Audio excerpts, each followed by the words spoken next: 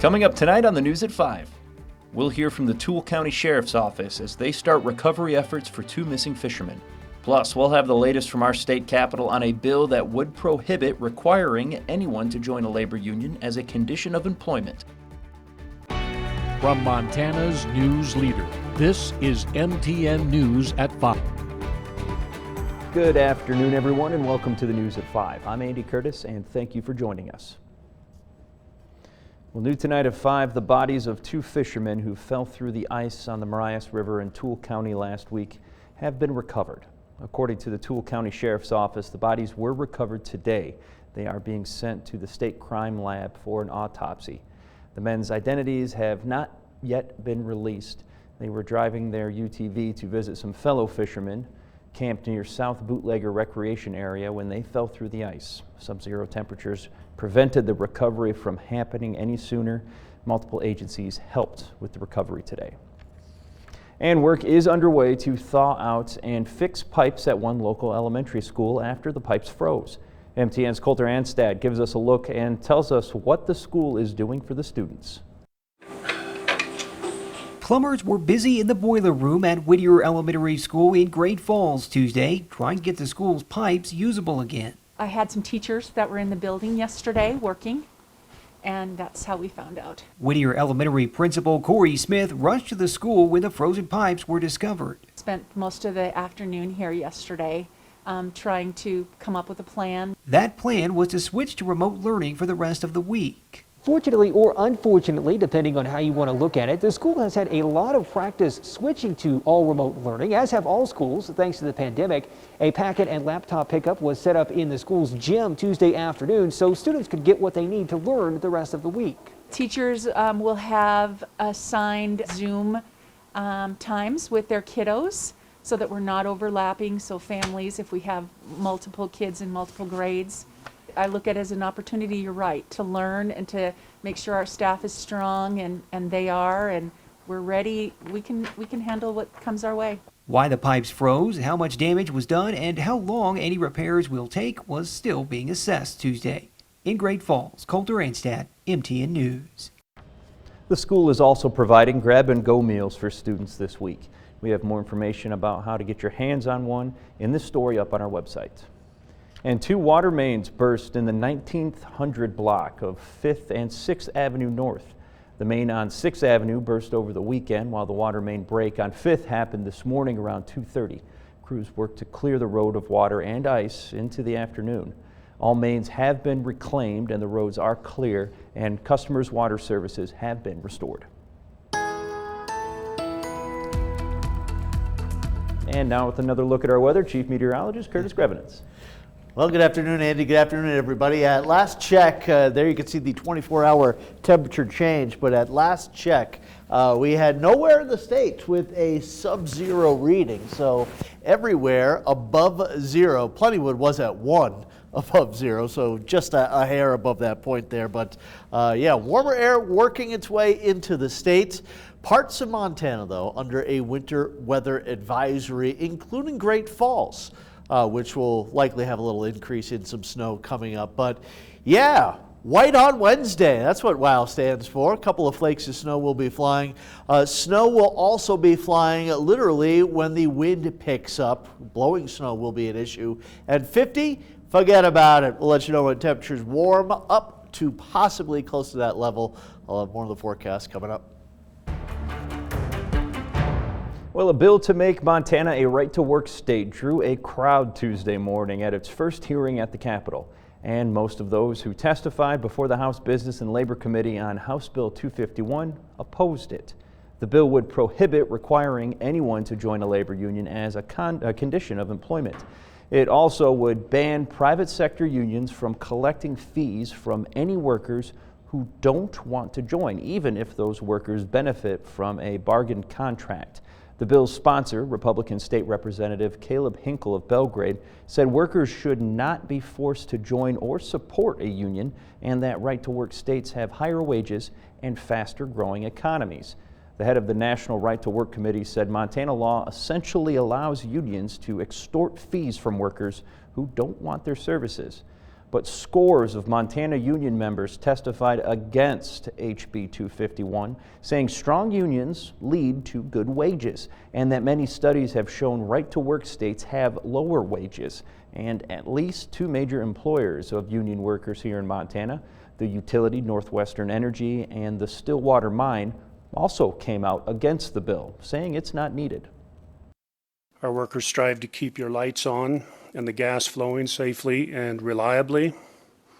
I can't think of one example where right to work would improve our workforce. As a matter of fact, I think it would create division and resentment within it. Under current law in Montana, employees who never requested union representation can be forced to accept a labor union as their exclusive monopoly bargaining agent. Then, rubbing salt in the wound, they can be forced to pay for representation they never requested, do not want, and indeed which may be working against their interests. The committee took no immediate action on the bill on Tuesday.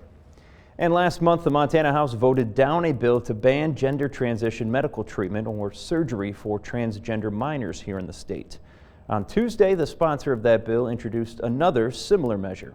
Republican Representative John Fuller's new bill, House Bill 427, would ban any gender transition surgical procedures in Montana for those under 18. 3 weeks ago, on a 51-49 vote, the Montana House voted down Fuller's original bill, which would have banned both treatment and the surgery for transgender minors. House Democrats objected to the bill's introduction Tuesday, saying it mirrors a bill that's already been killed. But the House Rules Committee and a 13-7 party line vote with Republicans in favor decided to accept the new bill, allowing a new hearing to be scheduled soon. Fuller has argued that children should not be allowed to undergo sex change procedures that could affect them for a lifetime. The bill likely will be heard in the House Judiciary Committee. Active cases in the state of COVID-19 do continue to fall, staying below 3,000 today. Just over 150 additional COVID-19 cases were reported in Montana. Currently, there are 96 people hospitalized with the virus, and 2 deaths were reported today, bringing the statewide death total to 1,343. Now, MTN does use a combination of state and local data to report COVID-19 cases and deaths across the state.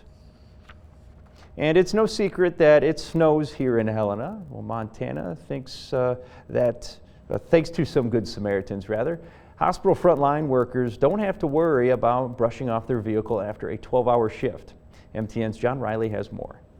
St. Peter's health nurses call them their snow angels, and for the past couple weeks, they've been clearing snow from vehicles of hospital employees at 6 a.m. and p.m. before the shift change. Organizer Blair Fiesif says she was inspired by a social media post of a kid that had done the same thing for his hospital. I thought this was a perfect way to get outside, get my kids engaged in community engagement and volunteerism. And so I called my neighbor and she was excited to participate. It just snowballed from there. The first night it was a total of 10 volunteers, half of which were kids. They now have a Facebook group of 40 members strong who have been out in sub-zero temperatures.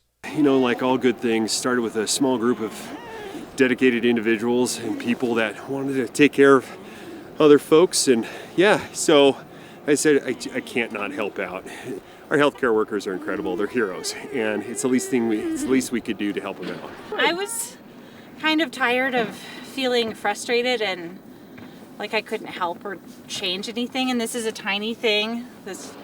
It might only make somebody feel good for a half an hour or so, but I think that's worth it after a long shift of helping people. Due to the nature of the facility, St. Peter's Health and their parking lots are under constant surveillance. Organizers have been in consistent contact with security, so they're aware of the volunteers' presence. Organizers hope more people join them in Helena and other communities across the state.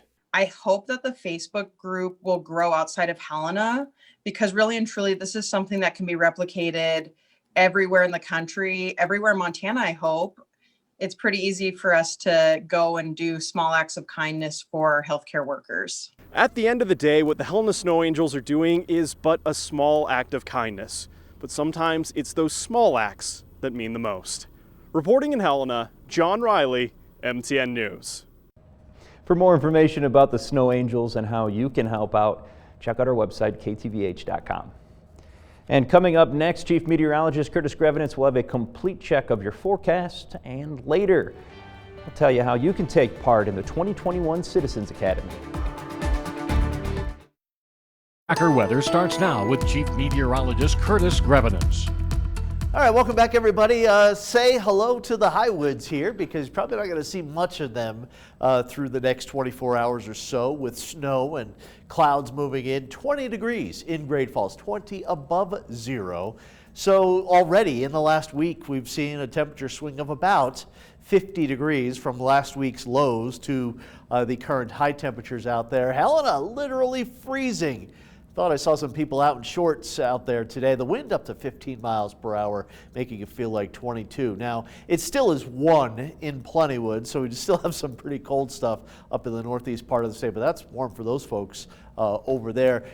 Teens, single digits, 20s, 30s even in some of the southwestern towns and cities here in the state. And wind chills everywhere with the exception of Havre, above zero. We've got a winter weather advisory here, and this does include Great Falls and places like Belt and Geyser and Rainsford, obviously Monarch and Nyhart, heading over to White Sulphur Springs. Also includes around the Deep Creek Pass area in Townsend. Had some pretty good snow last night into this morning out there around Canyon Ferry, and once again we'll be looking at a few more inches, especially out in that direction. Some snow is flying out right now. We've got into places like Valley County, a few flakes of some snow flying there. Crossing the High Line up around Chester and Guilford. Big Sandy looking at a little snow as well down through Geraldine, and those aforementioned Highwoods picking up a little snow into the Little Belt as well. And again, out around the silos, had about 5 inches of snow last night into this morning, and then right around Canyon Ferry, just on the west side of the lake, 9 inches of snow. Certainly the pattern last night, and even the one that will be coming in tonight and tomorrow, will kind of favor a little heavier snow out around the Canyon Ferry area. And we've got some snow further off towards the west, Interstate 90, closer to Missoula. Another round of snow down into Texas and Oklahoma. Look at that winter storm warning here for Oklahoma, Arkansas, Louisiana, and a lot of eastern Texas, including Dallas and Houston. Most places don't typically see weather like they are seeing right now. And here's a look at what will happen as far as Montana goes. A couple of snow showers tonight, but heading through the morning hours, look at that snow kind of increasing around Great Falls and up there around Fort Benton and Loma. So snow beginning to increase through the morning hours, and we'll have areas of snow continuing into the afternoon. Not a huge storm, but some flakes nonetheless. The snow showers wind down as we get into Wednesday night. And then for Thursday, actually looking like a pretty nice day with some good sunshine to start, followed by some clouds increasing through the afternoon or the evening in the western part of the state. So snow, again, a couple inches potentially into parts of Cascade County and Judith Basin County, the higher elevations of Broadwater County and Marr County as well. And the mountains could see as much as about 4 or 5 inches out of this next little system coming through. Tonight, this is still pretty cold, down into the single digits, a few locations close to zero here. And again, a little light snow here and there. Getting down below zero, though, northeast Montana with some partly cloudy skies. Lewistown about 9. And around the Helena area, an increase in the flurry activity before we get into the morning hours. And here is the forecast for tomorrow. Areas of snow likely coming through. A colder day here with highs down into the teens. Even single digits up there in Opine, but there will be more sunshine. Light snow likely around Lewistown. Heading west on Highway 12 through White Sulphur down into the Helena area. Here is the 7-day forecast. So Helena, light snow likely, a coating up to an inch possible in Helena. A little more again, maybe out there around Silos and Winston, out there Canyon Ferry. York picking up a little bit more snow. And this weekend, we're going to have to watch an increase in the wind. Yes, the temperatures will be warming up, but we've got wind that will be blowing around that snow and could be problematic. And how about that warmth? Almost 50 degrees on Monday. The Cascade County Sheriff's Office is now accepting applications for their 2021 Spring Citizens Academy.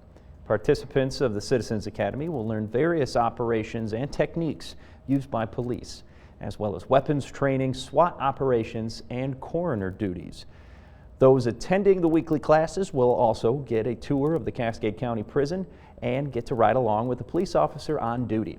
The Citizens Academy is an 8-week course that takes place on Thursday evenings with one class on a Saturday. Space for the Spring Citizens Academy is limited to 35 participants, and all attendees must pass a background check before you can be accepted. It's transparency. That's what this academy is about, is to create that relationship between us and the public, give them an idea where their tax dollars are going. But probably the most important thing is we want a relationship. I want them to know who, the deputy is that's out in the car, or the detention officer that's in the jail protecting maybe somebody they care about. And I think that's a really important relationship that we need to build and then maintain in our community. Applications for the Spring Citizens Academy are open until Friday, March 19th, and the Academy is scheduled to begin on Thursday, April 1st. Well, stick around, because coming up next on the news at 5, how one Electric City restaurant is celebrating Mardi Gras. Montana's news leader. You're watching MTN News at 5. Welcome back, everybody. Thanks for spending some time with us tonight. And if you didn't know, today is Fat Tuesday, and one Great Falls restaurant is having a special celebration for the last day of Mardi Gras. Now, Mardi Gras is a Christian holiday that falls between the end of the Christian feasts of the Epiphany and Ash Wednesday. It's also known as Carnival. The Mardi Gras holiday has been celebrated by people all over the world for thousands of years. And here in the Electric City, the Celtic Cowboy is hosting their very own Mardi Gras party, complete with a live jug band and a full menu of traditional Southern-style food and cocktails. The Celtic Cowboy has celebrated Mardi Gras every year since they first opened in 2017. Oh, I just think Mardi Gras is sort of the first harbinger of spring. It's the first corner we turn coming out of wintertime, and then St. Patty's Day is the next, so we're looking forward to that. But tonight's going to be a great night. Yeah, we've got some fun live music happening from 6 to 9, so it's going to be a good time. The Celtic Cowboy Mardi Gras celebration kicked off with food and drinks at 4 o'clock this afternoon, and the jug band will be performing from 6 until 9 o'clock, so you still got a little bit of time to get down there. And the town of Fairfield is coming together to make some much-needed upgrades to their community's pool. Last year, Fairfield was forced to remove the diving board at their community's public pool for the safety of their swimmers. After the removal, the town decided to raise money for a brand new $15,000 pool slide. To raise the much-needed funds, the Fairfield community has started a weekly gift basket raffle on their Facebook page. Members of the community can donate a gift basket that will later be posted to the town's Facebook page and then given to the highest bidder at the end of the week. And the community we're so blessed to live in such a great community, giving and donating and helping out where we can. Our pool has been here since 1961. Fairfield has now reached the halfway point to their $15,000 fundraising goal and have been able to begin the ordering process for the new pool slide. And coming up next, we'll wrap things up here, but first, here's a look at what's coming up tonight on the NBC Nightly News. When we welcome our West Coast viewers, more in our series, Kids Under Pressure. Savannah Guthrie with a frank and personal conversation with students bending under the pressure of isolation. Also, what you should and shouldn't do after you are fully vaccinated, when we see you back here tonight. From Montana's news leader, you're watching MTN News at 5.